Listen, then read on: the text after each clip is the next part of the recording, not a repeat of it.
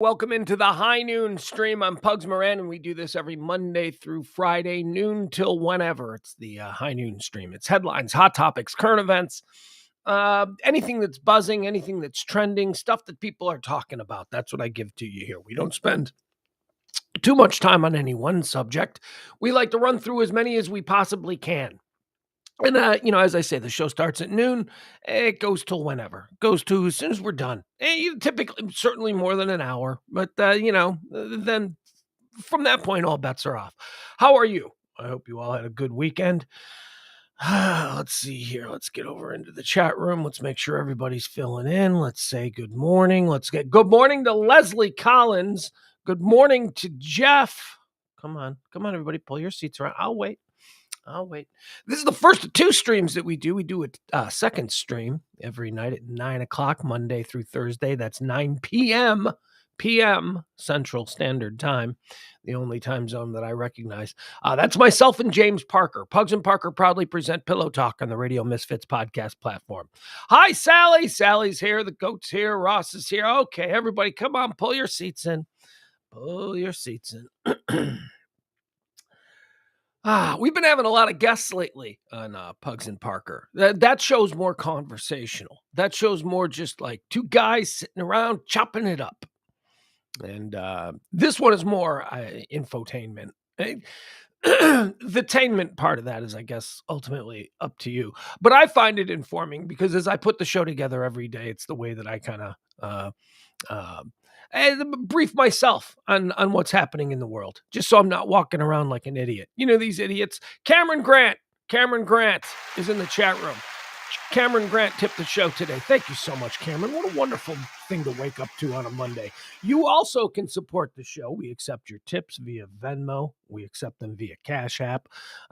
End of the month, you know how that goes. Anyway, if you can, you will. And I appreciate that. And if you can't, you can't. And that's understandable as well. Anyway, moving on. That's not a big part of the show, although it is kind of the only way the show continues. You get what I'm saying. I don't like to make it a big... I'm a terrible salesman, so these are not my best moments. Let's get into what today is. Today is High Noon for the 27th day of February. February, the shortest month. There are 28 days in February. I'll tell you, one of the best jokes, and I don't even know who gets credit for it. I think it might be Chris Rock. I don't know. One of the absolute best jokes of the last, 20 years or so, is that joke that goes, and I'm going to butcher it because I'm not going to do the joke, but the premise of the humor in the joke is that Black History Month is February. Of course, it's February because it's the shortest month of the year. Shortest month of the year. Get it? That's a good joke. That is a very good joke. You know why? Because it speaks to social concerns. It's funny. First of all, it's funny. Funny because it's true. Probably, I don't know. It depends on what side of that argument you're on. Is America inherently racist? I don't know. Maybe. It's a conversation for another day. Anyway, I like that joke. Today is the 27th. Tomorrow is the 28th. That is nice. Okay, hold on. I got the new phone. I had to get my old phone stopped working. It didn't work anymore. They got us addicted to these phones, man. You know how it all started? All of these, think about the 1980s. Think about your monthly bills in the 1980s. You didn't have Netflix subscriptions. You didn't have a phone. Well, you had a home phone, but it didn't cost as much as like the cell phone. I guess you couldn't do as much either. But we pay for all these crazy. You know where I think it started? You know where I think because I think in the 80s, the economists or big business, big corporate types, I think they were all like, wow, people buy everything that they need. Like they didn't envision the coming digital age and computers and the way everything would change. But they were like, we need to sell people something that they don't need. We need to convince ourselves that we can sell them anything. And it started with bottled water. Remember that? Bottled water? Water comes out of the tap. We all drank the water out of the tap. We drank water out of a hose, and then all of a sudden they're putting it in a bottle, and everybody's drinking it. Like you go to the 7-Eleven and you buy a bottle of water. Come on, are you aware that they've got slushies? Are you aware that here in Texas they serve a fine fountain version of horchata? Anyway. Don't know how I got off on that rant, but I've had a bit of coffee today. Let's get into the events of today. Here's how we do the day's rundown. We tell you all about the day. First, we start out with the history. We point out some of the things that have happened on this day throughout history. Then we go into birthdays. We celebrate the births of individuals who have made contributions. And then we mourn some of the passings. We go through some of the deaths. And once we understand the history, the births, and the deaths, then we move on to the events of the day. So let's do that. Let's move on to let's go into some history. On this day in 1782, yeah, we're going not way back, but we're going back. On this day in 1782, during the American Revolution, the House of Commons of Great Britain votes against further war in America. That was a big moment thank you very much. Big moment for us in America. The House of Commons. Now, not to be confused with the House of Lords, who was probably like, we must conquer. The House of Commons is like the regular people. And they were like, we've had enough of this stupid wars. Like they're Vietnam. Look at that. And the American Revolution was like the British House of Commons Vietnam. They said the people will not abide. And then they stopped. And that was kind of the end. That didn't the end there, right? I mean, and then there was the War of 1812, which was a few years later. So stuff would get dusted up again. But it was a big moment. The House of Commons on this day votes against further involvement in the war in America. Not going to pay for it no more. All right, what else happened on this day? 1860, Abraham Lincoln makes a speech at Cooper Union in the city of New York that is largely responsible for his election to the presidency. They wrote that like it was written in like 1860. The new city of New York. Okay. 1922, a challenge to the 19th Amendment to the United States Constitution, which allowed women the right to vote, is rebuffed by the Supreme Court of the United States in Lesser versus Garnett. So on this day in like 1922, like dudes got up in front of the Supreme Court and they were like women can't vote. You know, it's like women, it was like, probably worse than that. Like, I don't know what the argument against allowing women the right to vote would have been on this day in 1922, but I'd like to see it. I'd like to hear it. On this day in 1951, the 22nd Amendment to the United States Constitution. Anybody? Class? 22nd Amendment? Yeah, I don't have a clue. Honestly, I can do with some degree of accuracy. Well, that's couching it. I can do 10, but and then the big ones like 13, 19, you know, then the big ones, the big societal shaking ones, like I can do, but I don't know what this one is. 22nd Amendment to the United States. It limited presidents to 2 terms. Okay, so on this day in 1951, the 22nd Amendment to the United States Constitution, limiting presidents to 2 terms in office, is ratified. What was that like until FDR? Was that just like a gentleman's agreement?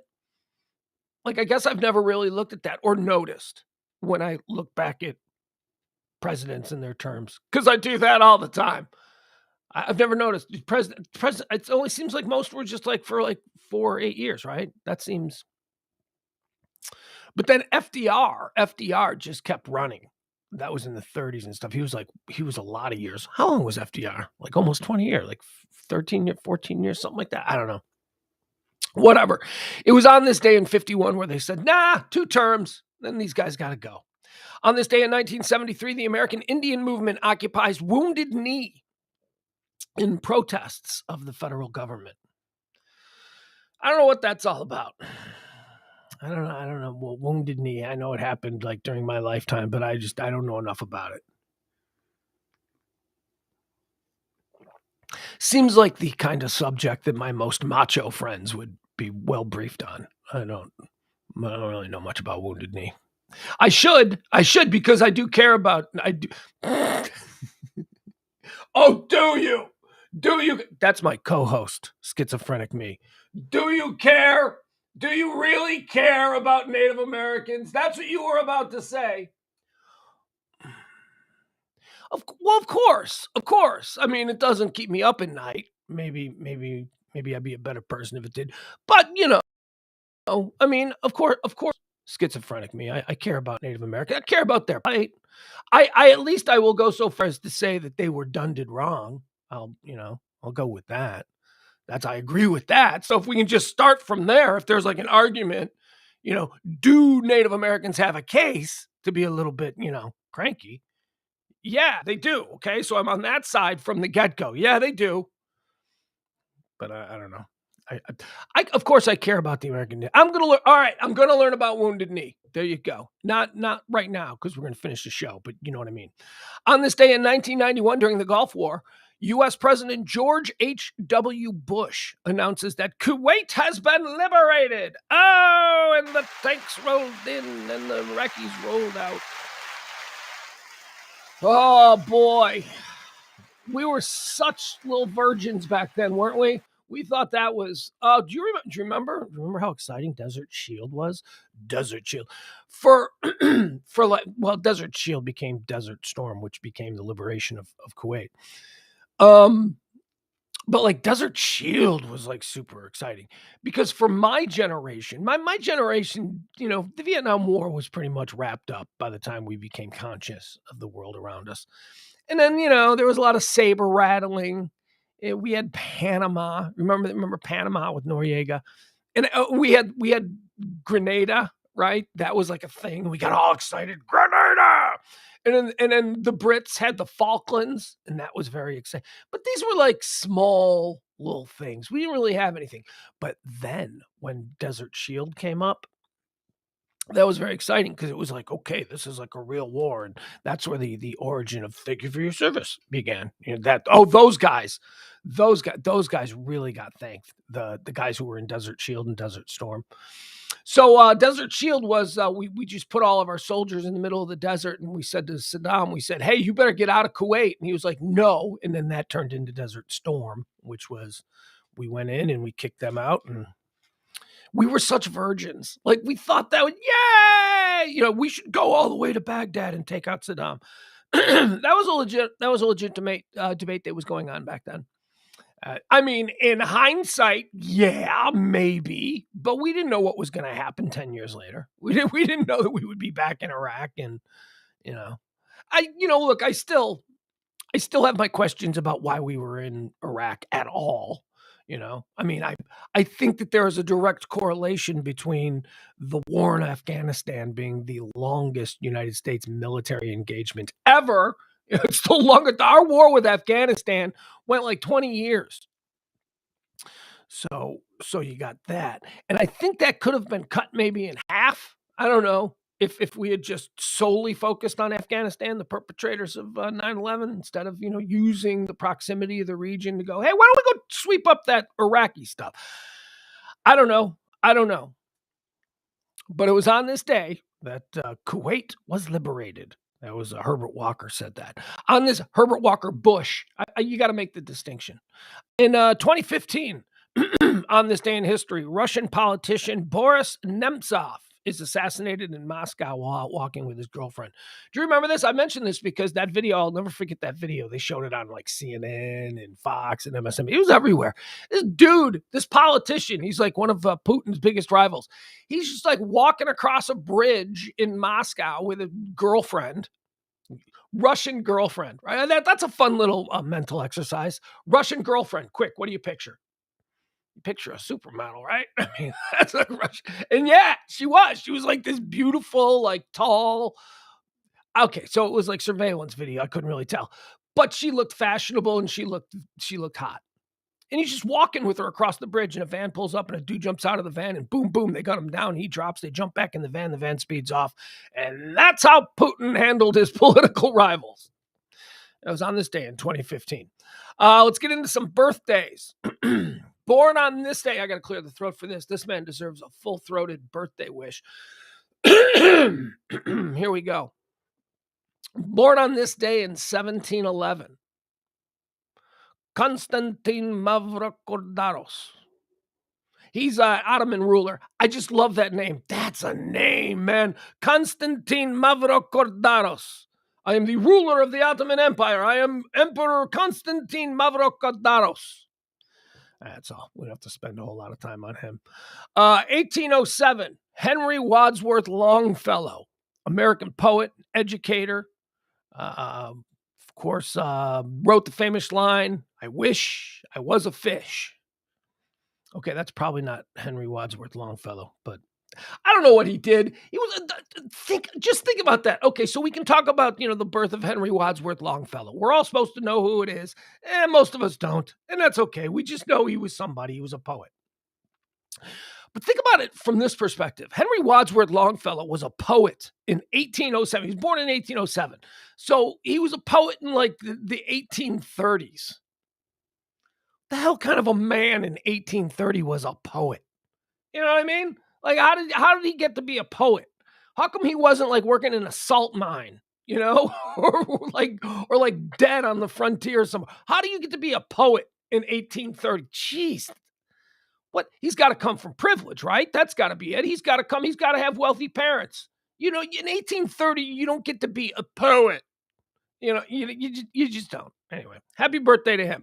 He was obviously born into a life of certain luxuries, like the luxury to do whatever he wanted. And it just so turned out he was a good poet. I'll give him that. I mean, I don't even know his work, but we remember him, so I'm going to go with he was a good poet. So it turns out he was a good poet, and it was the right thing. But man, I'm telling you.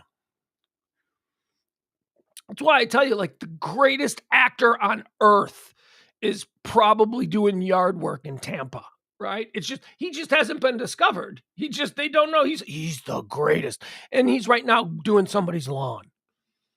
The best singer, the best opera singer in the world could be a plumber in Dayton, Ohio.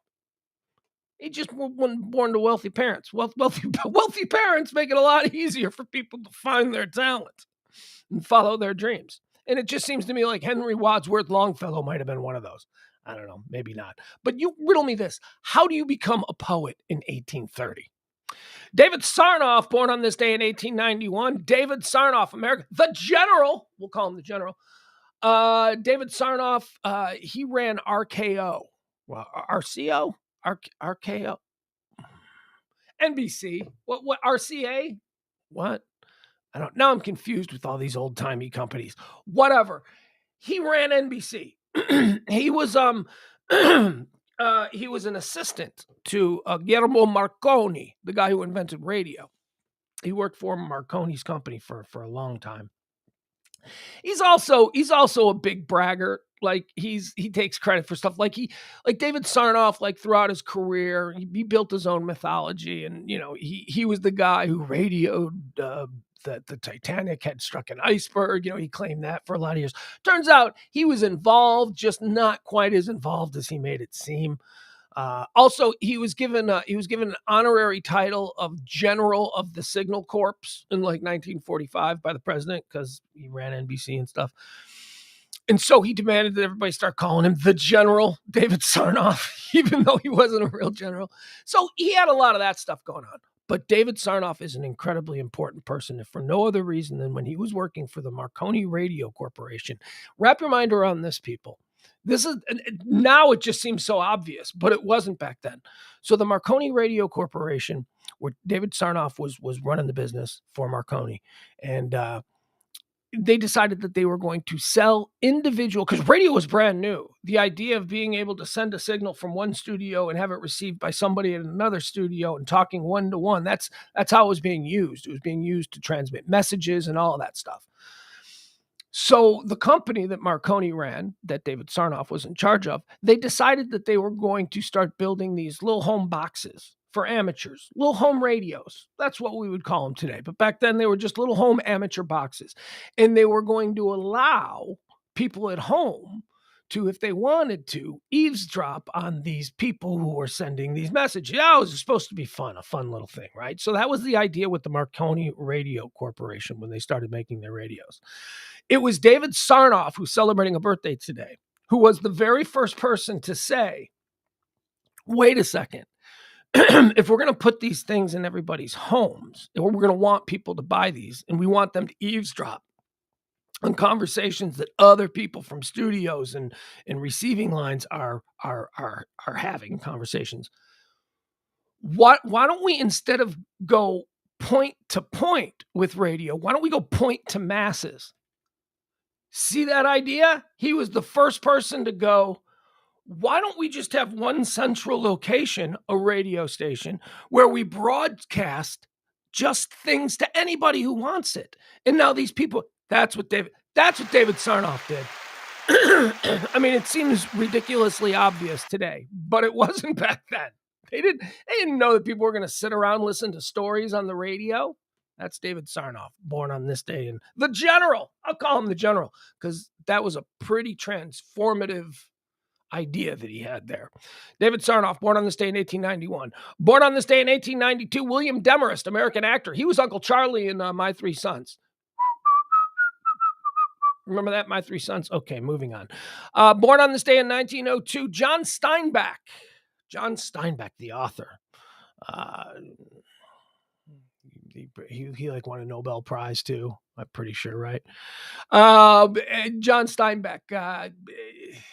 Well, Mice and Men, Grapes of Wrath, East of Eden. Yeah, he had a lot of hits. All right, look, no denying it. John Steinbeck had a lot of hits. Cannery Row, that's one I liked. Cannery Row was turned into a movie, I want to say, starring Jack Nicholson. Yeah. Much maligned movie, but I seem to remember enjoying that film as a kid. John Steinbeck, born on this day in 1902. Born on this day in 1930, Joanne Woodward, American actress, married to Paul Newman for all those years. Oh, look at them. See, Hollywood couples can make it. They made it for like 60 years or whatever. I don't know. Of course, their origin story is a little bit frumpy. I mean, you know, they both left people for each other. So in the moment, it was seen as quite scandalous, but then, you know, it kind of worked out, and they became sort of the flag wavers of two celebrities can marry. Joanne Woodward, born on this day in 1930. She's still alive. I think she's still alive, maybe. Born on this day in 1932. Oh, Dame Elizabeth Taylor, English-American actress and humanitarian. Elizabeth Taylor, let me tell you something. Let me tell you something.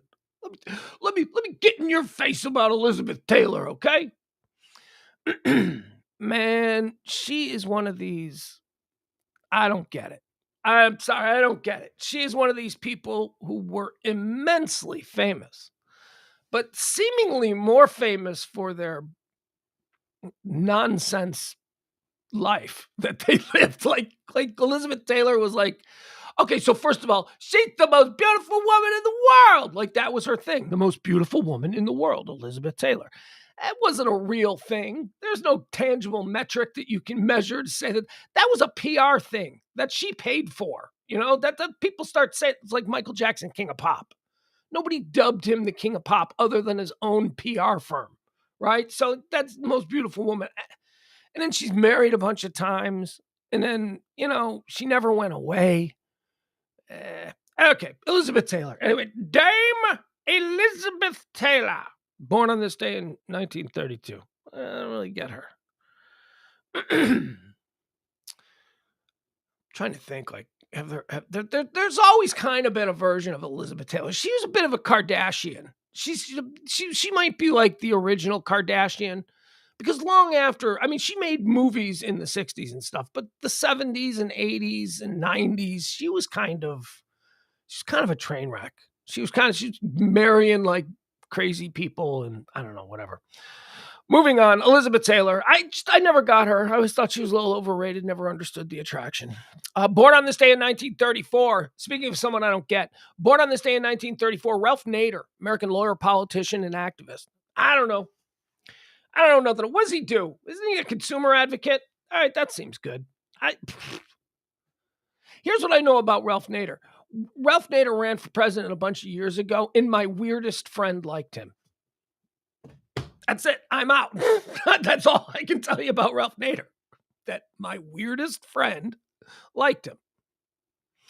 I don't really know much about him. Consumer advocate, I think. I think like no, or is that a different guy I'm thinking of?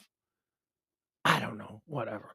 Let's get to an important one. Born on this day. Well, I guess some people Ralph Nader is important. Didn't Ralph Nader do the exploding Pinto? Isn't that how he got famous for like making that like big news that Pintos exploded when you backed into them or something? I don't know. Born on this day in 1940. Here's a real man for you, Howard Hessman, ladies and gentlemen. Howard Hessman, Dr. Johnny Fever, Dr.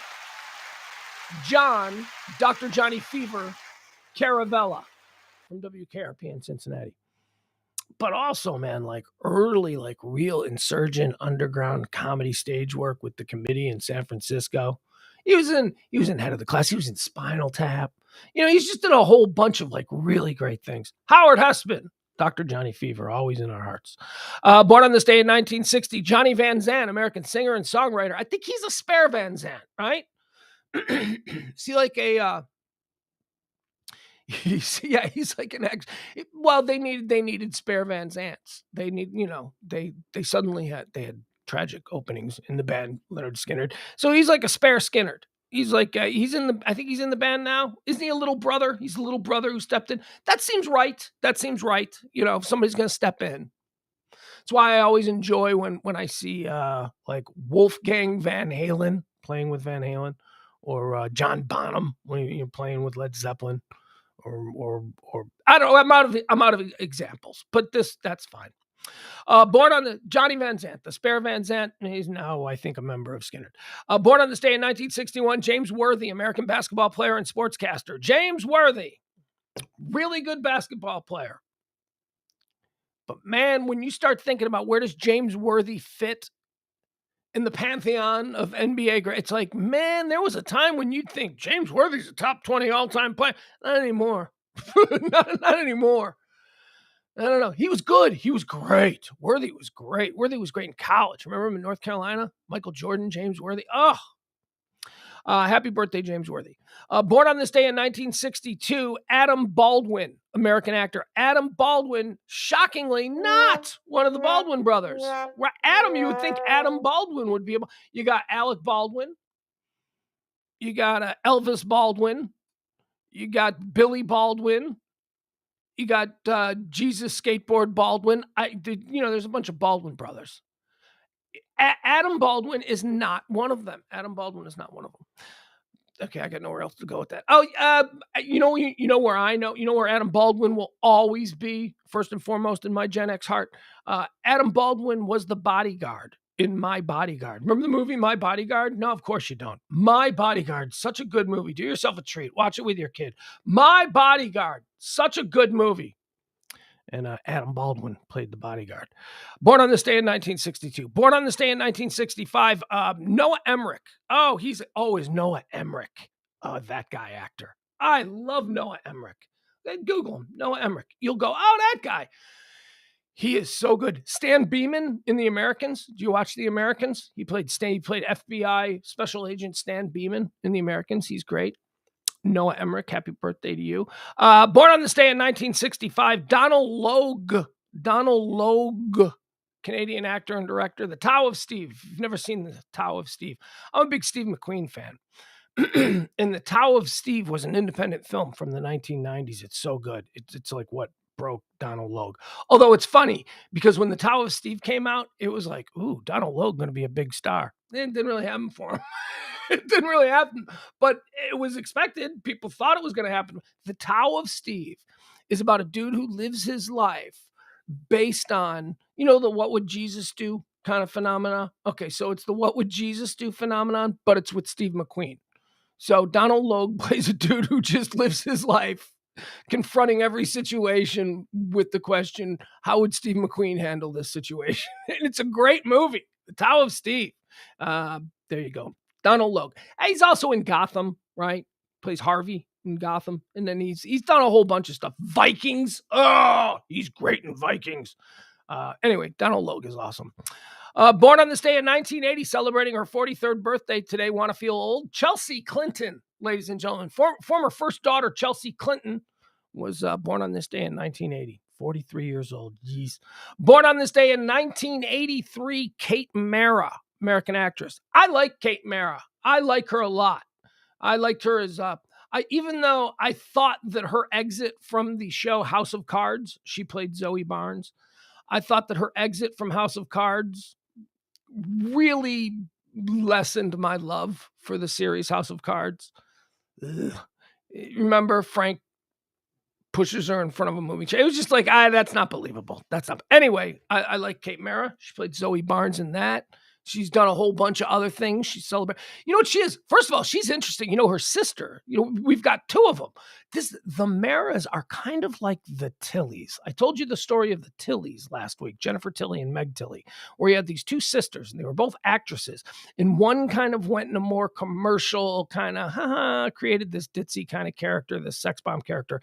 And the other sister went in the English Jane Austen lane, nominated for Academy Awards, that whole thing. So those were the Tillys. Like Meg Tilly went like, I am a legitimate actress. And then, Sister Jennifer went, look at my boobs. So that kind of to a degree is going on with the Maras. Like you got Kate Mara, who is kind of like, she's not like, hey, look at my boobs, but she's like, I'll do TV, I'll do anything that's mass appeal. And then her sister, Rooney Mara, is like, I only do German directed Lars von Trier films. Like she's like doing like, so that's kind of interesting. Oh, and by the way, the other interesting thing is they're like, okay, so here you have it, right? I say, it's so much easier to be able to be a celebrity or an actor or an actress when you have wealthy parents. Well, Kate Mara and Rooney Mara, they absolutely have wealthy parents. As Kate Mara, Wellington Mara, the owner of the New York Giants, and I also think like there's another like family mixed in there with Kate Mara. That's where the Mara comes from. So Kate Mara's family, her dad or whatever, owns the New York Giants. Maybe not her dad, maybe it's her grandpa or whatever. But she comes from big like New York Giant money, so they're billionaires. And Rooney Mara, well, I guess Kate Mara would be too because they're sisters, but Rooney Mara, yeah, okay, so that's the other family. It's the Rooney family. So like Rooney Mara is named for the family that owns the Pittsburgh Steelers and the family that owns the New York Giants. The Maras own the Giants and the Rooneys own the Steelers. And somehow those two families married up and they created Kate Mara and Rooney Mara. Oh, look, we just figured it out. Man, that's a long way to go just to mention Kate Mara's birthday today. Born on this day in 1990, Chandler Jones. Chandler Jones, he's the brother of John Jones, UFC, the greatest fighter I've ever seen. Chandler Jones, American football player. He's a good one, too. Born on this day in 1996, another football player, Chris Godwin. Chris Godwin, born on this day in 1996. Will he be wearing a Bear uniform next year? Boy, we kind of hope so, or at least I do. All right. I mean, we got all this money in free agency. We got so much money. We can take flyers on broken receivers, especially those of the quality of a Chris Godwin. Let's make that happen. Let's give Justin Fields some targets, some real targets. Come on. Some deaths, some people who passed away on this day. Let's talk about Louis Vuitton. Louis Vuitton. The reason I mention this is because he died in 1892. Like, if you had asked me yesterday, was Louis Vuitton a real guy? I'd be like, yeah, sure. I thought maybe it could have just been a brand because it's very popular nowadays. Okay, if he was a real guy, when did he live? I'd be like, I don't know. Wasn't he like one of those 1960s and 70s guys? Wasn't he from that? Like, I thought, I figured a relatively new dude. No, Louis Vuitton. He died on this day in 1892. He was born in 1821. Did they sell super expensive handbags back then? Dead on this day in 1998. Okay, here's one. Here's one that's important. You know what? I just referred to Noah Emmerich, who is celebrating a birthday as a That Guy actor. That guy, someone whose name you don't necessarily know, but you see their picture and you go, oh, that guy. Oh, I know that guy. Okay. J.T. Walsh died on this day in 1998. Now, why do I mention That Guy actor with J.T. Walsh? Because one, J.T. Walsh is absolutely a That Guy actor. Absolutely, without a doubt. And why do I say without a doubt? Because J.T. Walsh is the guy that phrase was coined for.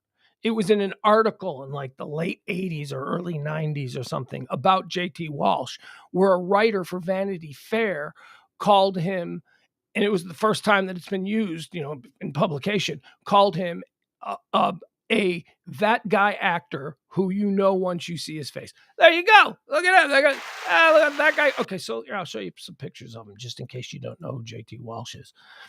And so that now you know where the basis for that guy actor comes from. See, I told you, this is kind of like educational, kind of. All right, so this is JT Walsh. This is the original that guy actor. Booyah. Look, remember this guy, right? Look at him. We know that guy. I'm in one of the John Hughes movies, but he's not. He had a demeanor like he was a principal in I don't know, Sign of Wonderful or something. I don't know, but he wasn't in any of those. Did a lot of movies. I love this guy. JT Walsh was awesome. Talk about a hard-ass dick, right? He always played a horse. There you have it. JT Walsh. He died on this day back in 1998. He was only 54 years old. Heart attack, I'm guessing. Ooh, heart health. Got to stay on top of that. Dead on this day in 2003. Here's a big one. Here's a big one to us Gen Xers. That's for sure. I don't know if millennials really had this guy in their life the way that we Gen Xers did, but on this day in 2003, Mr. Rogers died. Fred Rogers, American minister and television host. I always dug Mr. Rogers when I was a little kid. When you're a little kid, you have your favorites and you have the shit you have to sit through. I used to sit through Electric Company. I'll admit it. I wasn't a big Electric Company fan. I give me my Sesame Street. Come on. Give me my Sesame Street. Give me my Mr. Rogers. I don't want to sit through. But I will, because we didn't have a choice. First of all, there wasn't even remote control to just flip. You had to get up and move it yourself. So you just sit there and you'd watch stuff. Fred Rogers connected with me as a little kid. He did. He got King Friday, all of it. I bought into all of it. He was. Look at this. We got an emergency phone call. Ed Silla? Is this working? Yeah. Yes, it is. All right. Okay. Thank you so much. Ed got the phone working for us. Just wanted to make sure. Turns out it was just a cord, and here I thought. That's all you needed was a new adapter for the new phone. Not even an adapter. All right. Thank you, ladies and gentlemen. Right. That's Ed Silla, proprietor here at Radio Misfits. Takes care of the show. Okay. It is a great relief knowing that we can now take phone calls again. Anyway, Fred Rogers died on this day. He was a good dude. He was just so purely decent. He was purely decent. Sometimes a little too soft for my likings. I was probably a little bit rougher as a 5 or 6 year old, but I like Fred Rogers. Dead on this day in 2003. Dead on this day in 2015. Here's another guy that I am just wrecked by. Forgot that he died. Woke up this morning. I'm like, oh, Jesus. And I got to relive Leonard Nimoy's death. Leonard Nimoy died on this day in 2015. Now, this is where I'm going to shock you guys. I don't do Leonard Nimoy as Spock. Okay. Of course he was Spock. And that's what everybody knows him as. He was Spock. I didn't watch Star Trek. I wasn't a Star Trek guy. But I liked him. I liked him. I liked the idea of him as an alien, Spock. That was cool. But that's not why I, as a kid, liked Spock. As a kid, I liked Leonard Nimoy because of In Search Of. Ooh. Do you guys remember In Search Of? There is no show that sparked and shepherded my interest in the paranormal quite in the way that In Search Of did. Hosted or narrated by Leonard Nimoy. They had Bigfoot, UFOs, Bermuda Triangle, Salem witch trials, all that stuff. It was like a syndicated show in the early 80s, late 70s. It was narrated by Leonard Nimoy. And it basically was everything that the History Channel and A&E is now, like the hunt for Bigfoot. But they did you got to understand, we didn't have many choices back then. So this was new. This was the first thing. It was a half hour. And they were talking about the Bermuda Triangle. And I was 8 years old. And that was crazy interesting. Love that.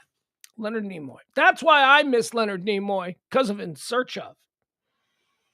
Ghosts. They used to do ghost stories on In Search of. They were in search of answers. That's what it was about. They wanted answers to these great curiosities. First place I ever heard the concept of ancient aliens, which is now quite a big piece of my faith driver. First time I ever heard of ancient aliens. Leonard Nimoy's In Search of. That's right. It's ground zero. He's the gateway drug for all of my interests in that weird stuff. And I say it's weird to placate you. I don't think it's weird, but I know you think it's weird, so I'll say weird before you can say weird. So, don't try and take me down a peg, okay? All right, there you have it. We've gone through all the things that happened on this day. We've talked about the people who celebrated birthdays. We've mourned the passings of some greats. J.T. Walsh, Fred Rogers, Leonard Nimoy, all passed away on this day. Let's get into what's troubling the world on this very day, shall we? Okay. Okay, so here's the thing about today as far as news goes. There isn't one overwhelming big story. I mean, there might be, but it's probably political, and I don't really do politics here. We like to do stuff that doesn't get people all ratcheted up red or blue. So here's what seems to be trending most regularly, most commonly, I should say, on the different trend sites and whatnot. It's a new law in Tennessee. Hey, I can't believe we're leading off with banning of drag shows, but here we are. Here we are, ladies and gentlemen. Slow news day. Tennessee drag shows are going to be banned from. But here's the thing. Okay.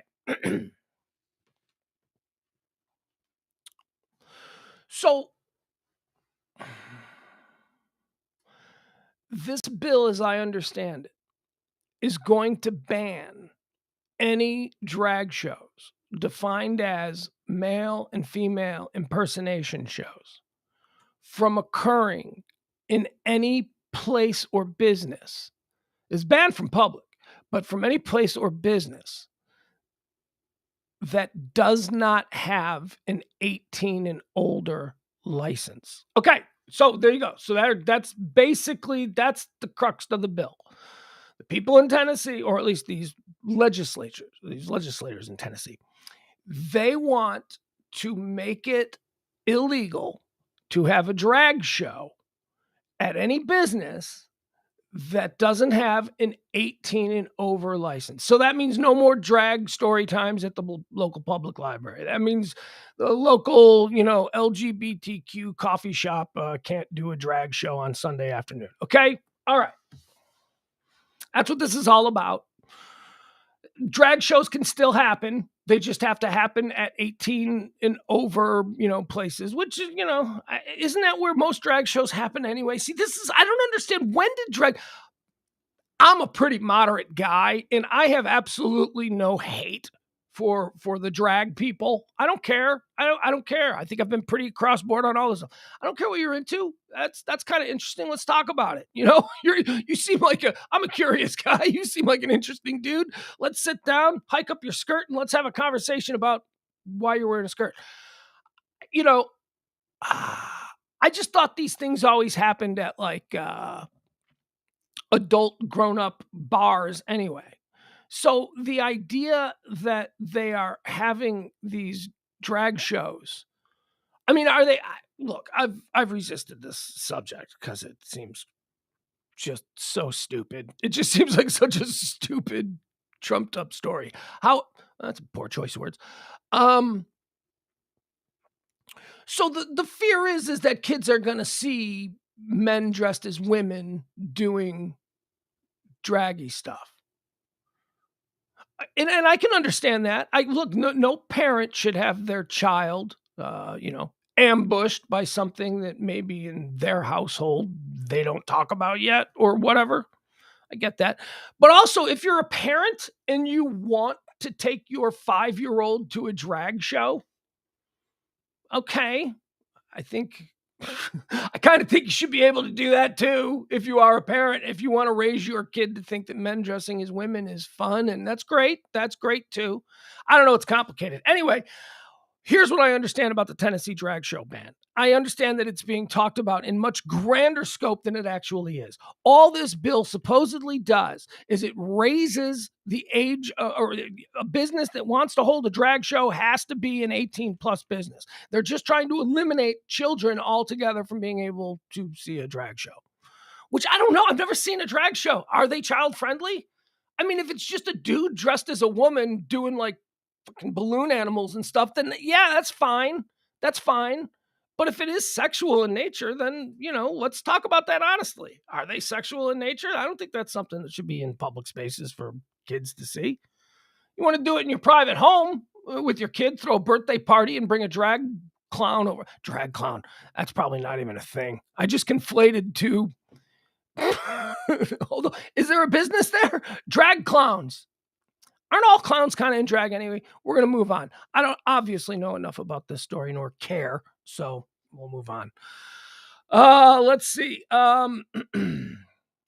Woke cuts. Oh, here's another one. There's another thing that's trending today. Woke cuts. House GOP. We don't do a lot of politics, but this is an interesting conversation to have. House GOP mulls putting woke earmarks on chopping block. Spending bill for labor, health, and human services education departments may be stripped of local projects. All right, so here's how these big, giant bills get passed. So a guy in, a dirt poor area of, say, Illinois, okay, like downstate Illinois, somewhere in the center of Illinois. So that guy's a congressman, and he's going to vote for this thing. But he needs a little something for his people in his district. So he gets like $1 million for, depending on whether he's, depending on what his political affiliation is, right? So it might be he gets $1 million in his district for his vote to open a like LGBTQ youth center, right? Or maybe it's a different kind of region of the country, and they get $1 million for their vote for or against for like a I don't know, gay conversion therapy center. I don't know what goes on. But that's what. So all of the spending, and we got to really get a hold on our spending here in this country. That's kind of a big problem that's looming right now. So we got to go through these bills. We got to figure out what kind of stuff is in here that we don't really need. Now, I would like to say that I think that before we start looking into social services and stuff like that, we should go take a look at the Pentagon first. The Pentagon is where we should go with a fine-tooth comb, because I guarantee you that in the first day of combing through that bullshit, we're going to come up with enough money saved to not even have to worry about these other programs. But it's these programs that are being talked about now. So let's look. I know that there is immense waste all over our budget. But let's be honest. Let's start with the Pentagon. Let's start with defense. Let's start at the Pentagon. Justice, we can look all over for waste before we have to start taking after school programs away from kids. That's just what I think. But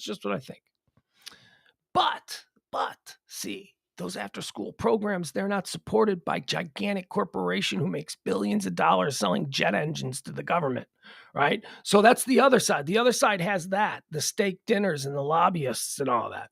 Meanwhile, we the people, we just got, we got nothing. Earlier this month, the House Budget Chairman, Jody Arrington of Texas, and other panel Republicans released a list of potential spending cuts for negotiators to consider when discussing a debt limit increase. The cuts list include a reference to stop woke waste. Look, we can't just look at this through a clean lens. You got to piss all over it with your partisan bullshit. You got to stop woke waste. A lot of this might be waste. Let's get to that. But just stop pissing with your partisan bullshit. All right, so here's one thing they want to axe. $1.2 million for LGBTQIA. What's the I now? What is the I? What is the I? What is the I in the A? They added letters. They're always adding letters. $1.2 million for LGBTQIA plus pride centers in San Diego Community College District. All right, so some woman named Sarah Jacobs, she's the rep down there. She got for her vote. She got 1.2 million for this LGBTQIA Pride Center. Okay. See, now something like this, can't that just be done in someone's house? Like, why does that need to be? Why can't someone just start having pride parties? Why does the government have to be involved in this?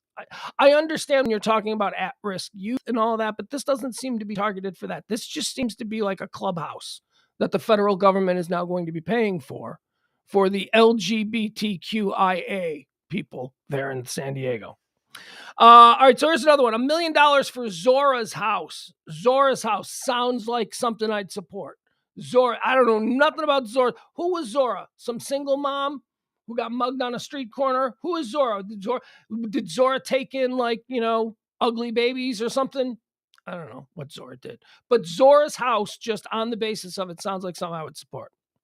$1 million for Zora's house, a nonprofit in Columbus, Ohio that bills itself as a co-working and community space built by and for women and gender expansive people of color. All right. That's good. That's good if you're a gender expansive person of color. Bills itself as a co-working, a community space so it's a community space. It's not even like housing. So it's just like another clubhouse, a clubhouse built by and for women and gender expansive people of color. I don't know, man. $3.6 million for the Michelle Obama Trail Project in DeKalb County, Georgia. This is backed by Rep. Hank Johnson. It's part of the Transportation, Housing, and Urban Development part of the spending bill. $3.6 million for they need a new trail. First of all, when did we start paying for trails? Don't trails just appear? Aren't trails? I mean, did the Indians pay for trails, or are those trails not real trails? Or are the new trails that we have now not the real trails? They're just like community work projects. We don't need $3.6 million for a Michelle Obama trail, okay? We're looking to spend money. That's a luxury. That doesn't mean she can't get a trail in a couple of years. Maybe she will. Let's bring it back. But right now, we're looking to cut bullshit, and that seems like bullshit. $750,000 for the Trans-Latin Coalition in Los Angeles to provide transgender, gender nonconforming, and intersexed individuals in LA the services they need to enter, participate in, and complete broader workforce development programs. Okay, so again, it's like a clubhouse, except a clubhouse with laptops where they all show up in, I was going to say shirts and ties, but that's not gender conform. That's not, they dress however they want. No rules. No rules. According to a release from the earmark sponsor, Jimmy Gomez, the project is being funded by the Labor Department. So the Labor Department is paying for that. $750,000. All right, you know what? I don't want no smoke from that community in Los Angeles. $750,000. We just saved $3.6 million, taking away the Michelle Obama Trail in Georgia. You can have your $750,000. You're keeping it under $1 million. That's fine. I can swallow that. $750,000. That's fine. You can keep that. What else do they have here? Anyway, there's a whole bunch of these. We don't need to go through them all. See, look at me. Look at me saving money. I'm who you need. You just give me all of these things. Just a million for what? What do we do? Don't we already have one of these in San Diego? Yeah, well, this one's in Los Angeles. It's like an hour drive. We can't just have the one. They can't drive for an hour.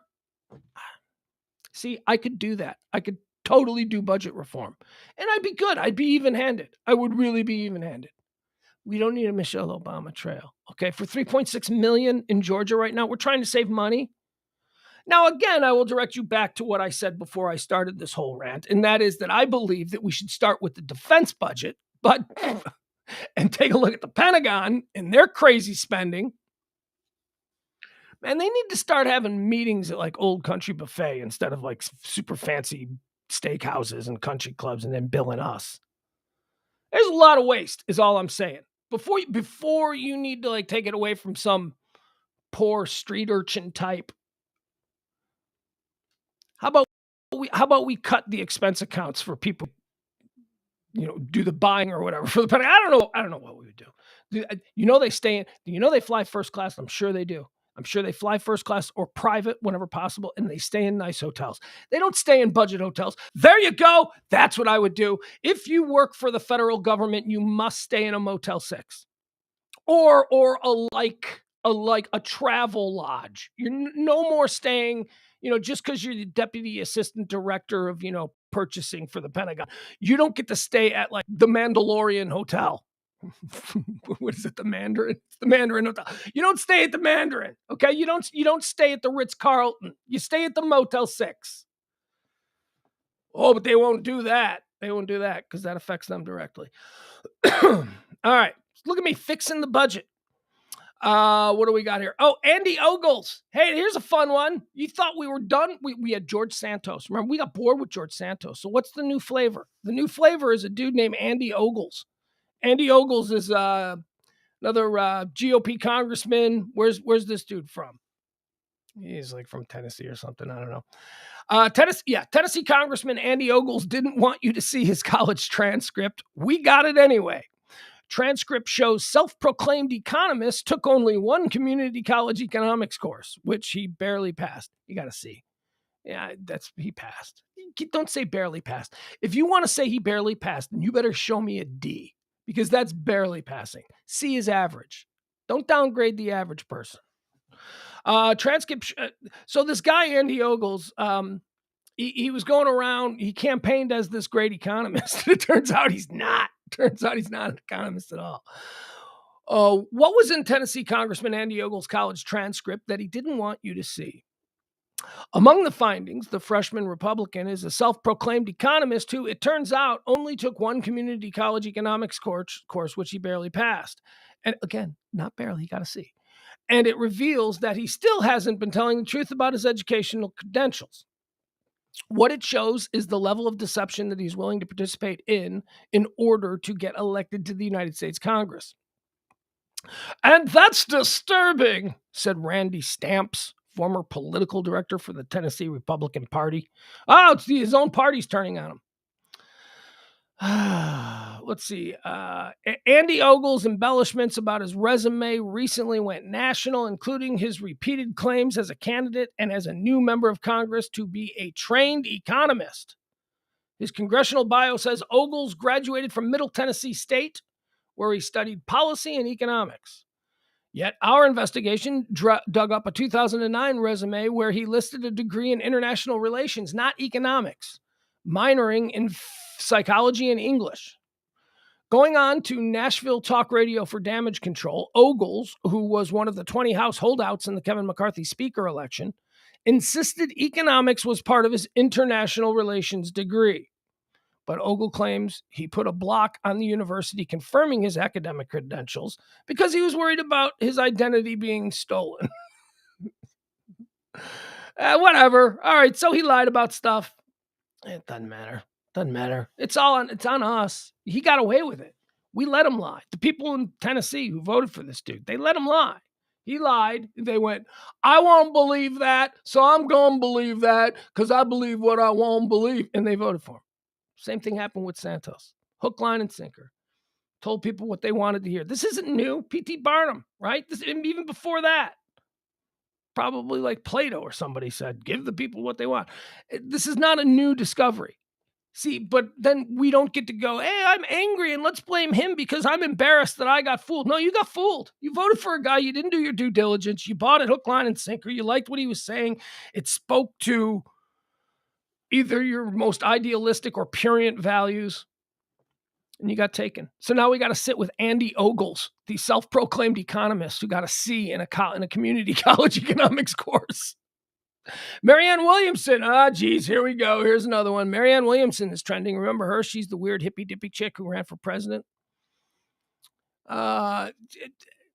She's one of these people who run for president because they can make money off running for president.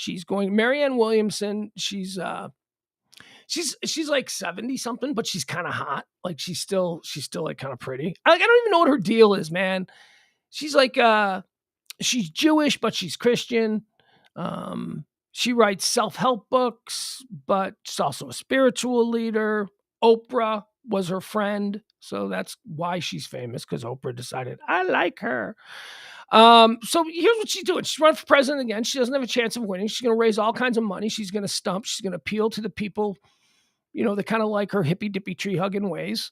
And she's going to raise all this money. And then after Iowa or South Carolina, she's going to drop out.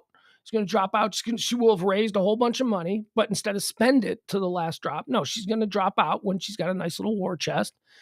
And then she's going to create a PAC, a political action committee in her name, and she's going to be in charge of that money. She's going to pay herself. She's going to pay herself a nice salary for being the executor or whatever you want to call of that PAC. And that's what these people do. That's why these ridiculous people run for president. And you go, this person has no chance of hell at winning the presidency. Why are they doing this? Because it's a job. It's a job. They can make money. You can legally raise money. And if you can get enough media heat, you'll get enough stupid people to give you, whatever. You get one or two rich guys who want access because suddenly you're on CNN or you're on Fox News or whatever, and you're giving interviews, and now suddenly you fly into North Dakota and Bismarck's number one Chevy dealer wants to be your best friend and donate like $200,000 to your campaign. You take that. That's what it is. It's a business. So there you have it. Marianne Williamson is she's going to challenge Joe Biden. She's going to come in as a Democrat. I think she was an independent last time. I don't know what she was. She was all over the place. Jake Paul is trending. He's one of them Paul boys. I don't know. I don't know. Don't look at me. Come on. You think I know who Jake Paul is? Jake Paul had a boxing match against somebody who has a brother who's a professional boxer. This is honestly the level of competition. So Tyson Fury, who is undeniably a tremendous heavyweight champion boxer, Tyson Fury, and the best name that a boxer has ever had. Tyson Fury. You're a boxer and your name is Tyson Fury. Here's the other thing. First 5 years of his career, I just assumed he was a black guy. Tyson Fury. That's a black guy. That sounds like a black, scary guy. Tyson Fury sounds like a character in a video game that nobody can beat in a fist fight. That's what Tyson Fury, and that's this dude's real name. All right, but I digress. And he's a white English guy. So he's got a brother, Tommy Fury, and I guess Tommy Fury's an amateur boxer too, but he's got a famous name, but he doesn't really have famous stripes on the wall. So Tommy Fury and Jake Paul, they fought. I don't even know if these are real fights. Can people bet on these fights? I guess you can, because Drake bet like $400,000 and lost like $400,000 or whatever. I don't know. Anyway, Tommy Fury and Jake Paul fought on yesterday, Saturday? I don't know. Was this in Saudi Arabia? Another one of these sports washing attempts by Saudi Arabia. Jake Paul lost. He lost a split decision. Don't need to score it. Don't really care. Jake Paul. And again, who's his brother? Melvin Paul, who's his brother? He's got a brother, but I don't know which is which, because don't they both kind of look the same? Well, they are brothers of the same age. Yeah, I guess that's true. I guess they would kind of look the same if you didn't really pay much attention to them. I don't know which is which. And also, I think there's kind of a nice one and kind of an asshole one. I don't think they're both assholes. I know that when I think of the Paul brothers, I think one of them at some point struck me in a way where I went, oh, wait a second, maybe he's a decent dude, but I don't know which one. And I'm not going to go into it here, but one of them I think is maybe okay. I don't know. That's me. That's my take on the Paul brothers. Hashtag Paul brothers. Cocaine Bear is trending. Cocaine Bear is a new movie that came out over the weekend and made $23.1 million. Big day for Cocaine Bear. My kid saw it. My 13-year-old saw it. I said, well, how was it? And he described it as, it's so cute because he wouldn't dare write the word. But I said, so how was it? And he just texted back, insane. I'm like, oh, okay. All right. That tells me all I need to hear about Cocaine Bear. I want to see it. It's a true story. Sort of. Not at all, but kind of.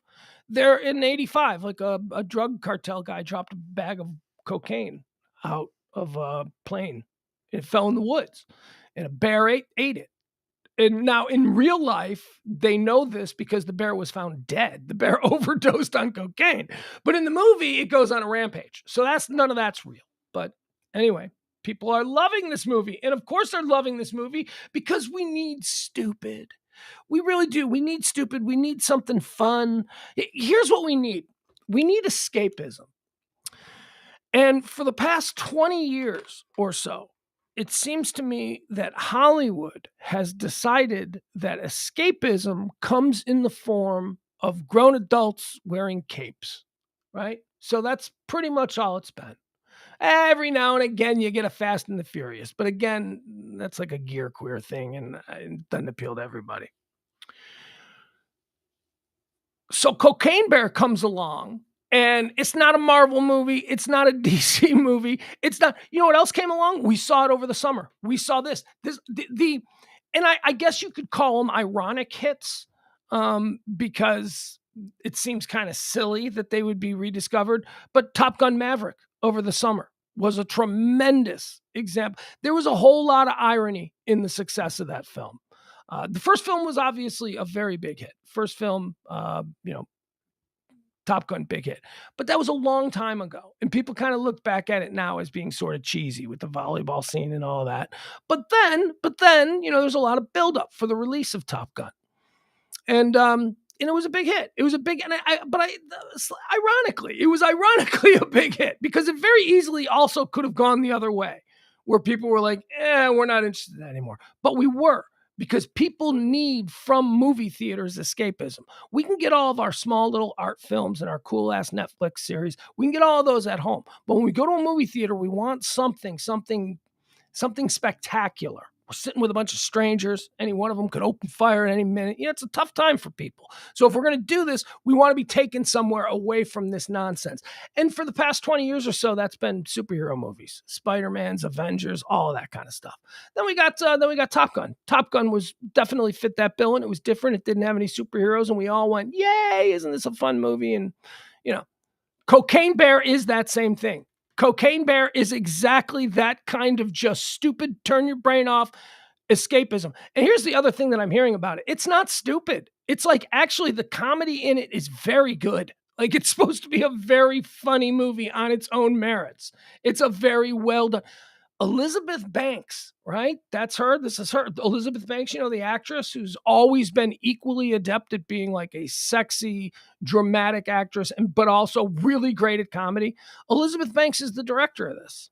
And it's executive produced by Lord and Miller. Phil Lord and Chris Miller. Is that them? Well, they're brilliant. Anyway. This is not a stupid, dismissible film. This is a film with a lot of pedigree behind it. And I think the timing of it is perfect. I think Cocaine Bear and the phenomena of Cocaine Bear is good. And I'm all for it. I hope people see it. Well, people are seeing it. Oh, you know what people aren't seeing though? Ant-Man. Ant-Man was really big 2 weeks ago, and people are like, this is the worst. And then Cocaine Bear comes out and blows Ant-Man away. And they're like, oh, this obviously people are getting a little bit tired of the superheroes. How about a drug addicted bear? How about a wired to the fur bear? How about that? How about that, America? You want to watch a bear high on cocaine just tear a bunch of hillbillies apart? You do? Well, come on down to the Cineplex. Madonna's brother is trending. Madonna has a brother who died over the weekend. Madonna's brother, what was his name? Anthony Ciccone. Madonna's oldest brother, Anthony Ciccone, died at the age of 66. He was an alcoholic. He had a whole bunch of problems. From what I've been able to understand of this story over the past 24 hours, he did not appreciate being the brother of Madonna. And he's been that for a good 40-something years. So, that's kind of been his life. His whole life, he's Madonna's brother. But here's the weird part. He was a homeless guy. He lived on the street. Madonna's brother lived on the streets of Traverse City, Michigan. How does that happen? I mean, again, I keep finding these little nuggets about Madonna that just make me dislike her. Just make me think she's what kind of person is that? She's freaking Madonna. She could set her loser brother up in a buy a house. She's got 1,000,000 houses. We can't live at one of her houses. Her brother, Madonna's brothers, and I don't care if he's a dick to her. I don't care. He's obviously got some mental problems, and this is your family. You shit gold bars, Madonna. You could totally you go and you buy like entire regions of Africa to take care of their kids. You can't, your brother is living on the streets in Traverse City, Michigan? Come on, right? Doesn't seem good. Anyway, there you go. Madonna's brother, homeless dude, alcoholic, didn't like being Madonna's brother, dies penniless and forgotten on the streets.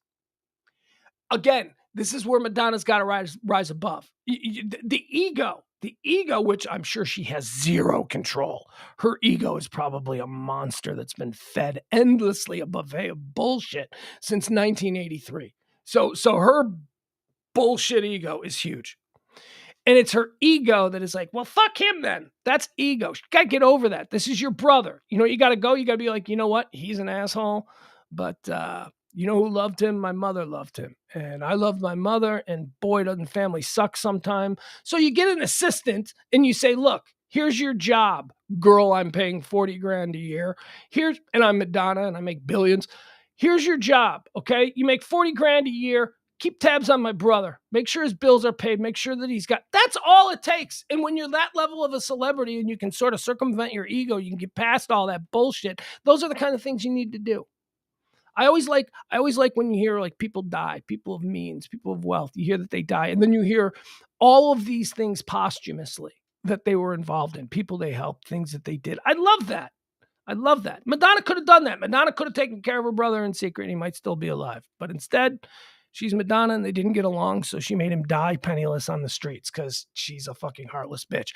I'm sorry, I went there. I worked my way there. When we started the story, I didn't really have that feeling on Madonna. But now, as I sit here, stream of consciousness dictating my emotions, yeah, okay, that's the side I come down on. How about this one? Dilbert. Dilbert. Yeah. So Dilbert's making news because apparently Dilbert ain't. I didn't know that Dilbert was still around. Okay. Right. I didn't know. Apparently Dilbert's still around. People still read comics. People still read Dilbert. I never liked comics. I was always a Bloom County guy. That was it. And then Bloom County kind of went away. I think when I was in college or high school. And then I never went back to the comics. I'm like, I don't need that. Garfield, piss off, Garfield. Garfield's lame. Dilbert's lame. Man, Dilbert was always lame. Dilbert was like, the cutout thing that the lady who worked the reception desk at your high school had cut out and clipped to her little thing. Dilbert, that's the Dilbert on. Like, Dilbert is lame. So anyway, I was surprised to learn that Dilbert was still around. But Dilbert is still around, and it's been dropped by all of the newspapers because apparently the dude who created Dilbert, a guy by the name of Scott Adams, who was apparently famous. And I don't know that I want to live in a world where the guy who created Dilbert is famous, but okay, here we are. So Scott Adams is the guy's name. I don't know. He said some pretty bad stuff. Apparently, maybe he could possibly be a racist. So I don't know. You can find out whatever you want to know about that. But he said some stuff and a bunch of newspapers were like, all right, we're ending Dilbert. And now apparently the dude who wrote Dilbert, Scott Adams, because he's famous, because we live in that world where the guy who wrote Dilbert is famous. So now he's like, apparently he's claiming that he's oppressed like a black man. I don't know. It's just, I could say he's making it worse, but probably not, because this is the last I'm going to talk about this story. And I only mentioned it because it's trending today. So there you have it. That's why you can't find Dilbert in your newspaper today.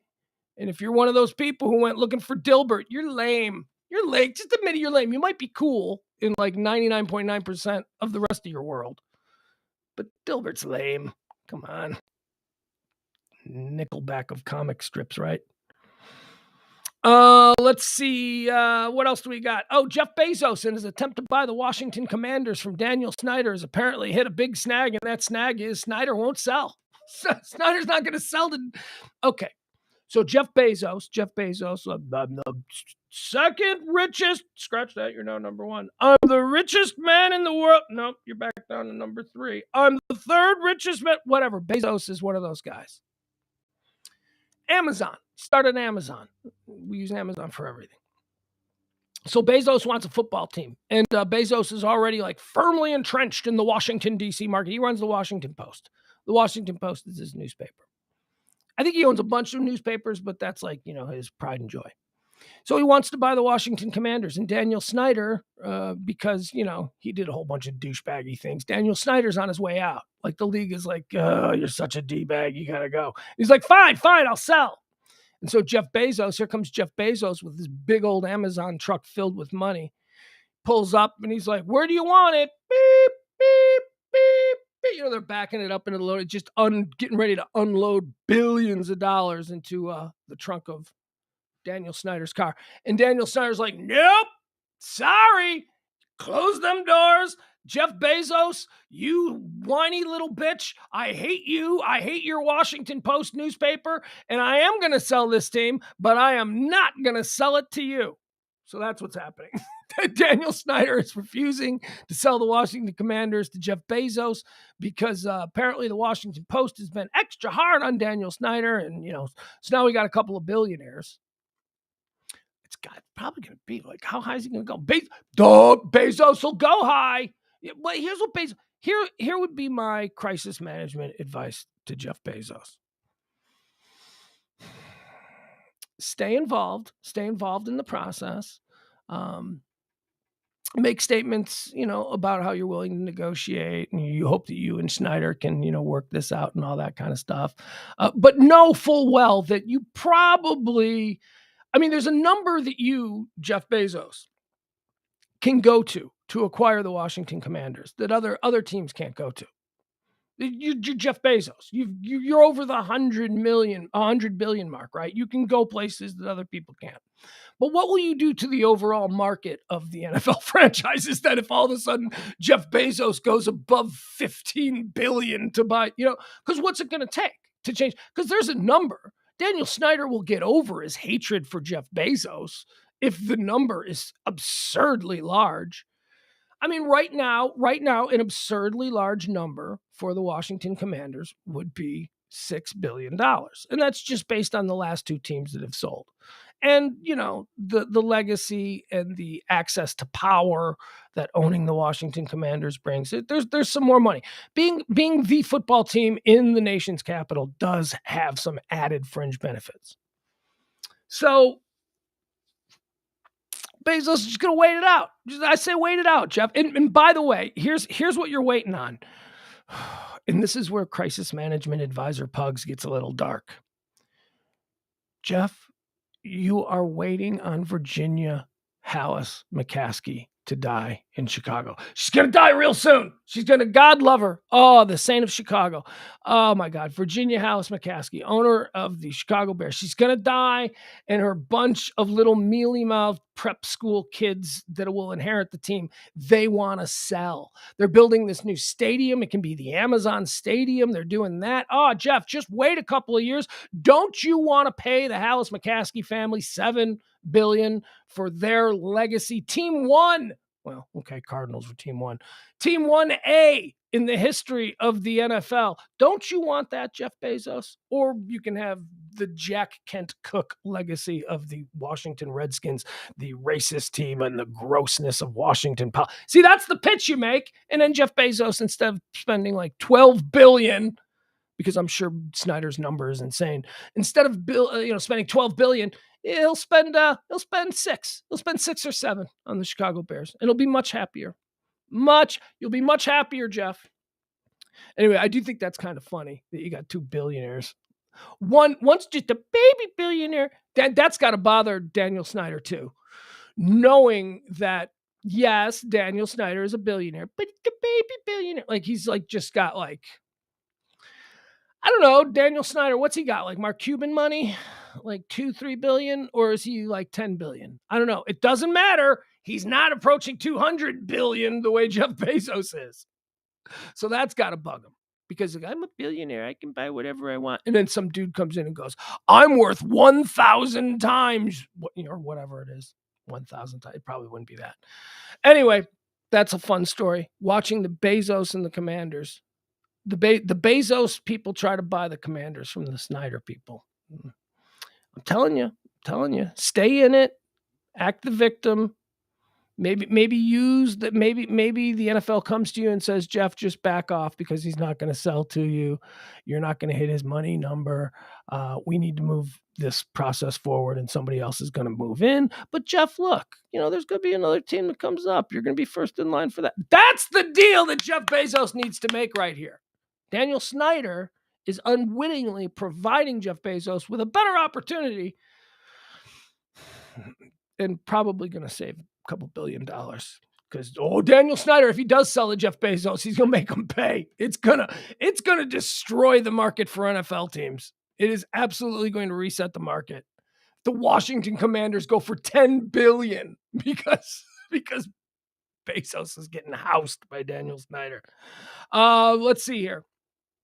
NFL free agents are trending. There's some big name free agents that are believed they might be cut casualties. Keenan Allen is one of them. The reason I mention this is because obviously, we're going to get to a big name. Frank Clark is one of them. Dalvin Cook is one of them. Corey Davis with the Jets is one of them. And the Cowboys, Ezekiel Elliott, who is trending at this very moment, is rumored to be a potential cut for this Cowboys team moving forward in 2023. The league year starts on March 15th.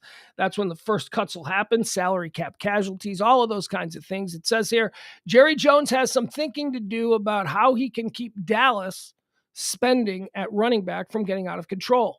There's the matter of what to do with impending free agent Tony Pollard, the breakout all-purpose threat, who could be a candidate for the franchise tag even after fracturing his fibula in the divisional playoffs loss to the 49ers. More important, however, is the decision on Ezekiel Elliott, whose $16.72 million cap hit is set to be the most of any back in 2023. What is Saquon? Saquon's not. Didn't Saquon get extended, or is this the end of Saquon's rookie deal? Okay, anyway, he wouldn't be at 16. $16.72 million is the cap hit the Cowboys will take with Zeke. That's an imposing number for a player who averaged just 3.8 yards per carry last season and has more mileage, 1,881 career carries, than any other active ball carrier. Cowboys executive vice president Stephen Jones seemed to hint at a forthcoming salary reduction by saying earlier in February that the team wanted Elliott to return, so long as doing so worked out financially for both parties. That means Zeke is gone. That means that's okay. So we haven't seen this in Dallas, but look, we have seen it, right? We saw Emmett go to the Cardinal. We saw Emmitt Smith carry the ball for another team. If Emmitt Smith can leave the Dallas Cowboys, then I'm telling you, Ezekiel Elliott has played his last game as a Dallas Cowboy. And they can't lose. I mean, honestly, they can't lose Pollard. Pollard could go in free agency, or they can sign him and make him their top guy, which I think is deserved.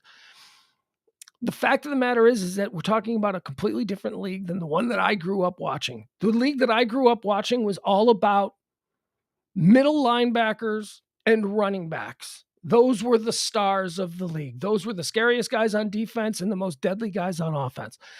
Nowadays, middle linebackers are a tier 2 position group in the NFL. You don't make the big money being a linebacker anymore. And running backs are disposable like Bic lighters. Running backs, you can draft a running back in every year's draft and just constantly have somebody else who can carry the ball. You pound the ball. If you find somebody who's good, you run them into the ground and then throw them away, because in the next year's draft out of Florida Atlantic, you'll be able to get a running back who's going to look good on Monday Night Football. And people are going to be like, where did this guy come from? So yeah, Zeke's gone. I think Zeke's gone. I think Saquon is on the move. I think it's an interesting year for running backs, free agent running backs. Probably one of the deepest position groups that's out there, because it sure as shit. Cornerbacks, there's a lot of good cornerbacks out there. Did Jalen Ramsey get cut, or is Jalen Ramsey about to get cut too? I don't know if I said that one, but that's a good one. All right, that's enough football talking. Enough football talk. Hey, the Chinese are crazy. Should we talk about how crazy the Chinese are? Why not? Let's get into that now. Chinese kissing device is a story that I found trending today on Google Trends. So this is so weird. So the Chinese have this app and a adapter for your phone. And you download the app, and then you buy the adapter, and you plug the adapter into your phone, and the adapter are lips. They're lips. So now there's lips on your phone, and it's coordinated with the adapter.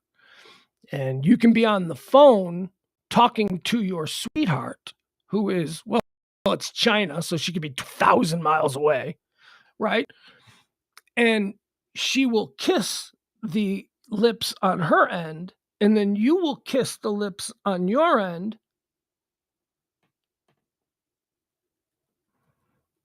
And that's it. There's nothing else that happens. That's it. That's so fucking weird. It makes no sense. If you and your long-distance lover couldn't meet up this past Valentine's Day, there's a good news for you. Chinese social media has been lighting up over this newly revealing kissing machine, which features a pair of silicone lips that let you kiss your partner over the internet. According to China's Global Times, the kissing machine was developed and patented by researchers at Chaozhou Vocational Institute of Mechatronic Technology. Isn't that a cool word? China's got a Vocational Institute of Mechatronic Technology.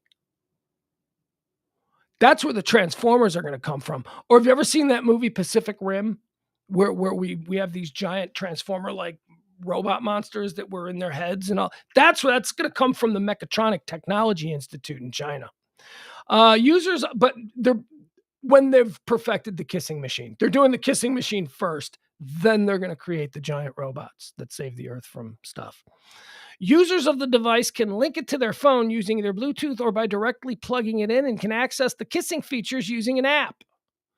Chengdu Vocational Institute of Mechatronic Technology alums Zhang Zhongli, he's good, originally created the device and applied for a patent in 2019, but that patent expired last month. All right. Is there like a description of this thing? Something we can see. All right, hold on. There's a little video. There's a little demonstration video. Let's watch it, shall we? See what this thing looks like. I haven't seen this yet.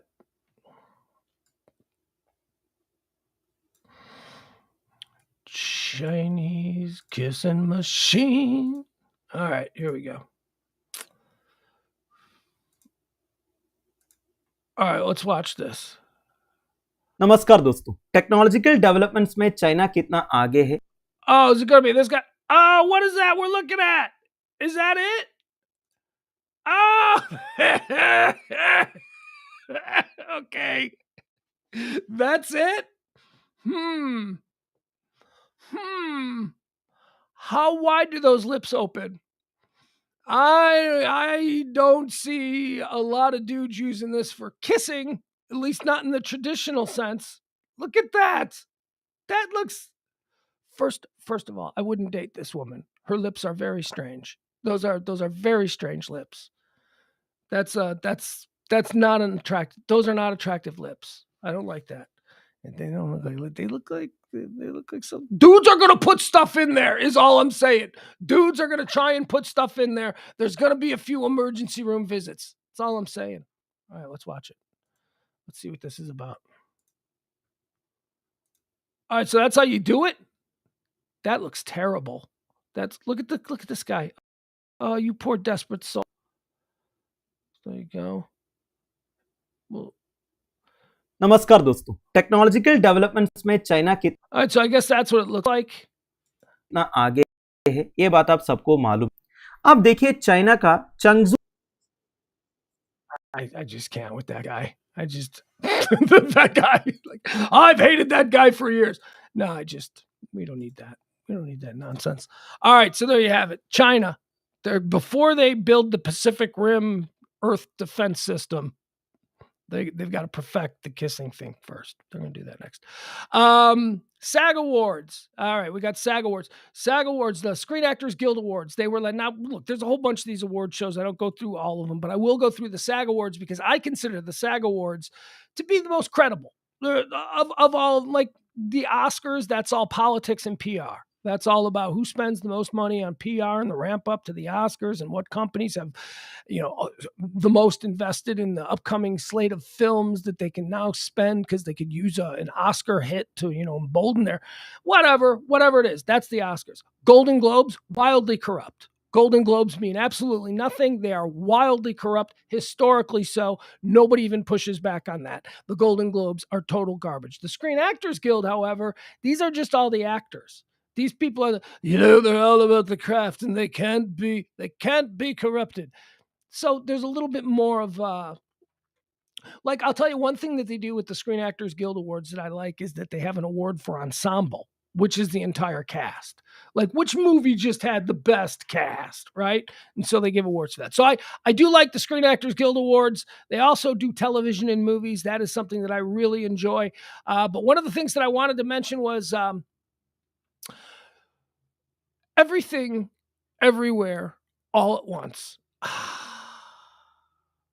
It won everything. It won everything at the Screen Actors Guild Award. Didn't it win everything at the Golden Globes? The highly corrupt Golden Globes. I think it won a bunch of stuff there. You guys, if you haven't seen Everything, Everywhere, All at Once, you need to see that movie. That movie's awesome. I've seen that movie 3 times now in the last month. Sometimes I just go back and start watching it again because it's so visually dazzling. I love it. And it's not what I thought. It's not what I thought. I thought it was, I got to read a movie. I thought it was going to be in Korean or something. It's not. It's in English. It's an English movie. It's in English. It's just that the main people in the story happen to be immigrants. But it's so good. Oh, it's so good. Outstanding at the Screen Actors Guild Awards last night. Outstanding performance by a cast in a motion picture. That's the big award of the night. That went to Everything, Everywhere, All at Once. Beat out Babylon. Beat out the Banshees of Inisherin. The Fableman's Tale or whatever. Is that another? The Fablemans. This is another Spielberg Nazi Germany. Hitler, Nazi, Jew, concentration. It's another sad one, right? This isn't like a fish movie or like a space alien movie. This one's another one. The Spielberg, sad Spielberg. I don't like sad Spielberg. I mean, I appreciate sad Spielberg and I give him credit, but I can't. When you get to a certain age, you've just experienced too much authentic sadness in your life that you just don't need. You don't need, dramatized sadness. I don't know. I can't watch movies about slavery. I get it. I know it's terrible. God, I don't need to keep seeing this. It's unbelievably bad. I don't want to see any more movies about slavery. I don't. The next generation should. People, but I mean, I watched Roots when I was 7, right, on TV. So it's been my entire life. I've pretty much, in Holocaust, slavery and Holocaust. I can't. I just can't. Also Vietnam movies. I'm done with Vietnam movies too. I can't. I don't need to see any more flaming villagers. I get it. It's terrible. It happened. So there you have it. Everything, Everywhere, All at Once. Won for Best Cast. Outstanding performance by a male actor in a leading role. That went to Brendan Fraser for The Whale. He gained a whole bunch of weight for The Whale, and he won an award, so good for him. Outstanding performance by a female actor in a supporting role. That went to Jamie Lee Curtis for Everything, Everywhere, All at Once. It's not a Korean movie. Jamie Lee Curtis is in it, and she's winning awards. Jamie Lee Curtis, Everything, Everywhere, All at Once. She's so good in it. She's good. Outstanding performance by a male actor in a supporting role. Winner, Ki Hyung Kwan. Everything, Everywhere, All at Once. That's right. Lead actor, Ki, or supporting actor, Ki Hyung Kwan. That's Short Round from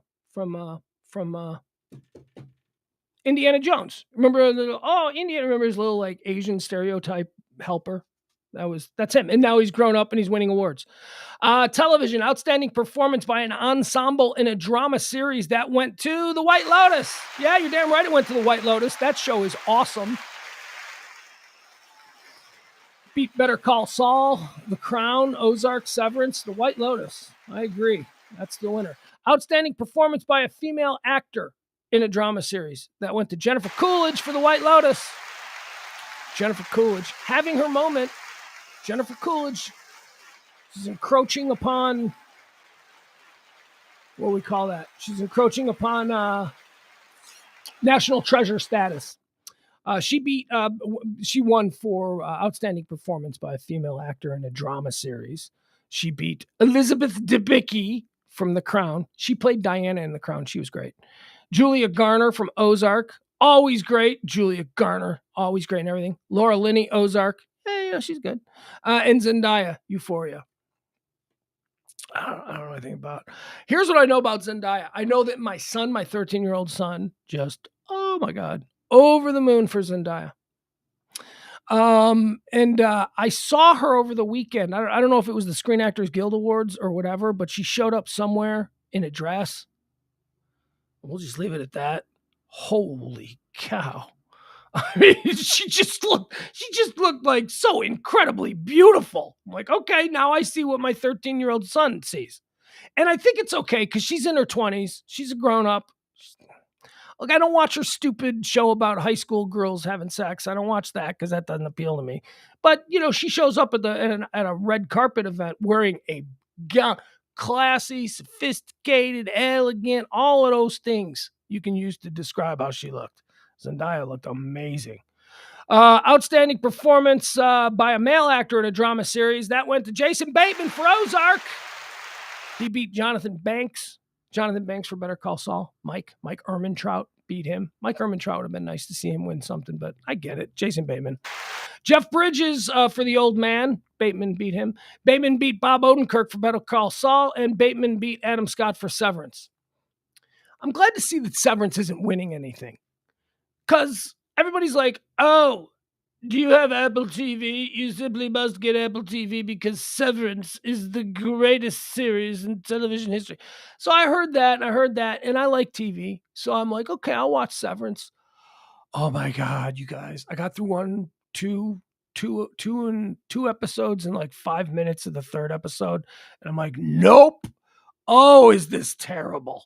Oh, did this just not look? Maybe you liked it. Maybe it didn't. Maybe I missed something, but it just didn't grab me. It was so slow, but the performances are so nuanced. Okay, that's fine.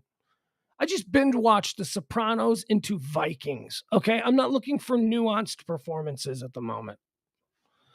Okay, outstanding performance by an ensemble in a comedy series that went to Abbott Elementary.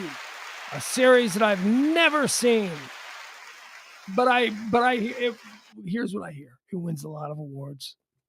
Critics love it. I'm going to check it out at some point. I'm going to binge watch a bunch of Abbott. Who did it beat? Abbott Elementary. The cast of Abbott Elementary won for best performance by an ensemble cast in the comedy series. They beat the cast of Barry. They beat the cast of The Bear. They beat the cast of Hacks, and they beat the cast of Only Murders in the Building. All right, that's fine. Outstanding performance by a female actor in a comedy series. Winner, Jean Smart for Hacks. Jean Smart is a national treasure. Love Jean Smart and Hacks. So good. She plays a Joan Rivers type, an aging female ceiling busting performer at the end of her career. Jean Smart, Hacks. Outstanding performance by a female in a comedy series. Who did she beat? She beat Christina Applegate in Dead to Me. Never seen that. She beat Rachel Brosnahan, The Marvelous Mrs. Maisel. Jean Smart's better. I love The Marvelous Mrs. Maisel. I like that show. That's a fun show. I like that show. It's a good show. And Rachel Brosnahan is good in that show. But Jean Smart and Hacks probably better. Quinta Brunson for Abbott Elementary. They won ensemble. Jenna Ortega for Wednesday. There you go. Winner, Gene Smart. Gene Smart for Hacks. Outstanding performance by a male actor in a comedy series went to, ladies and gentlemen, Jeremy Allen White. Who's that? For The Bear. What's that? Yeah, you've never seen The Bear. No, but nobody's seen The Bear. It was a Hulu series starring Jeremy Allen White. Nobody knows who Jeremy Allen White is, but it's so good, you guys. It is so good. It's a really good series, and I'm so glad that Jeremy Allen White won for Best Male Actor in a Comedy Series. If you watched Shameless on Showtime, the series on Showtime, Jeremy Allen White played the character of Lip on Shameless. And now he's got a new show on Hulu. It's called The Bear, and he's winning awards for it. So good for him. Outstanding performance by a female actor in a television movie or limited series. I went to Jessica Chastain for George and Tammy. You know I'm not going to say anything bad about Miss Chastain. I love Jessica Chastain. Oh, she is terrific. She is terrific. Not in this, though. I watched the George and Tammy series on Showtime. I didn't think it was that great. I think Michael Shanahan played George Jones. He's great. She's great. I think even Walton Goggins is in this. He's great. But I don't know. It just didn't, the story, I was like, eh. All right. She won, though, Jessica Chastain. She was good, I guess, as Tammy Wynette, Stand By Your Man, that whole thing. Who did she beat, though? She beat for outstanding performance by a female actor in a television movie or limited series. She beat Julia Garner for Inventing Anna. No way. Julia, that should have been your winner. Niecy Nash Betts was also nominated for Dahmer. Amanda Seyfried was nominated for playing Elizabeth Holmes in The Dropout. She was good in that. Julia Garner, I'm sorry. Look, I love me some Jessica Chastain, and just give her awards for everything. That's fine by me. But in this particular case, Julia Garner for Inventing Anna was the performance of the year, without a doubt. Outstanding performance by a male actor in a television movie or limited series. You had Steve Carell for The Patient. I saw like one episode of that, never went back. Taron Egerton for Blackbird. Don't know what that is. Sam Elliott for 1883. That's one of the prequels. One of the prequels to Yellowstone. Yeah, prequel to Yellowstone. Paul Walter Hauser for Blackbird. Again, I don't know what that is. I don't know what Blackbird is. And Evan Peters for playing Dahmer. Monster, the Jeffrey Dahmer story. Sam Elliott won. Of course Sam Elliott won because of that mustache. I saw 1833. Is it 1833? 1883. It's 1883. I watched that because I like Yellowstone. And I watched 1883. And that was fun. I'm not a big cowboy guy, right? But that was all very cowboy-ish. And Sam Elliott's great because Sam Elliott's great in everything. And there you have it. And then there's a whole bunch of other awards for stunts and nonsense like that. All right. Ted Lasso is also trending because they released a season 3 trailer for the new season of Ted Lasso, which I don't know. Is it the last season? I don't know. It seems like they're taking all my good shows away from me. Succession was announced that this coming season is going to be the last season of Succession. Looks like the last season of Yellowstone as we know it because Kevin Costner doesn't want nothing to do with it anymore. And then Ted Lasso. I think this might be the last season of Ted Lasso. Well, which is fine. That's fine by me. Ted Lasso served his purpose. It was a good show. But you know what it is? Here's what happens with the Ted Lasso stuff. It's so long between seasons. It's like here's what I would be okay with them doing. I would be okay with them. Why don't they just shoot 20 episodes? 20 episodes. Yeah, okay. Shoot 20 episodes and do this. So get it all out of the way. Shoot 20 episodes in order. It's like a movie. It'd be like, a long movie, but you're shooting 20 episodes of Ted Lasso. So you have those all in the can. And then you just break them up into like 4 seasons of 5. But instead of having like 2.5 years between seasons, how about like you run 5 episodes, take a couple months off, run 5 more episodes, take a couple months off, run 5 more episodes. That's how you got to do it. This nonsense. Like I was Mr. Ted Lasso. I loved that show 3 years ago. And now I'm like, there's a new season coming and I'm like, well, whatever. I mean, you know what I mean? Because it's been so long. I'm like, oh, okay. Do I need to go back and watch the old episodes? I don't know. Maybe I do. All right, folks, that's it. That's going to be it. We got nothing else to do here. I would go over and look at Twitter and see what's happening there with the Twitter trends, like we like to do at the end of each show. But I just looked at the Twitter trends, and it's nothing but nonsense. It's so stupid. Yeah.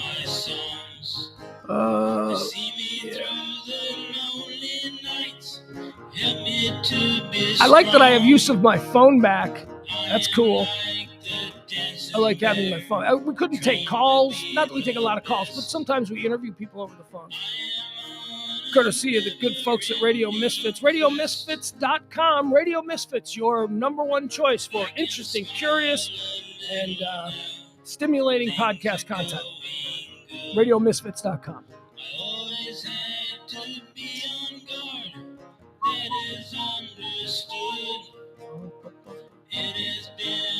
All right, guys, that's going to do it. No, maybe not. Hold on. We might have something here.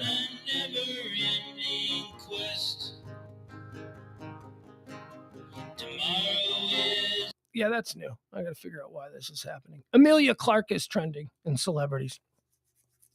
You know, I love Amelia Clark. Amelia Clark is, of course, Daenerys, Mother of Dragons, my Khaleesi from Game of Thrones. Why is she trending? All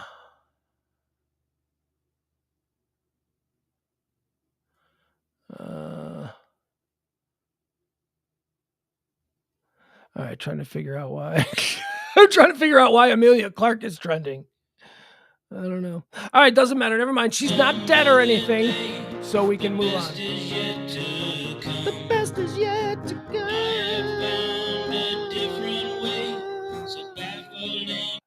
See you back here at 9 o'clock. 9 o'clock tonight for Pugs and Parker. Proudly present Pillow Talk. It's more conversational than this. Shut up, dog. You hear the dog? She's getting ready. She knows the show's wrapping up. She wants to go. She wants to go outside. It's a beautiful day. All right, guys, that's it. Love you all. See you tonight at 9 o'clock. Back. If you can't join at 9 o'clock, join us again tomorrow. High noon, every Monday through Friday. Noon till whenever. All the day's topics. Whatever is happening in the world, we give it to you every day, Monday through Friday at noon. Bye, everybody. I love you. I am on a never-ending quest. Tomorrow is another day. The best is yet to come. I have found a different way, so baffling to some. I can smile.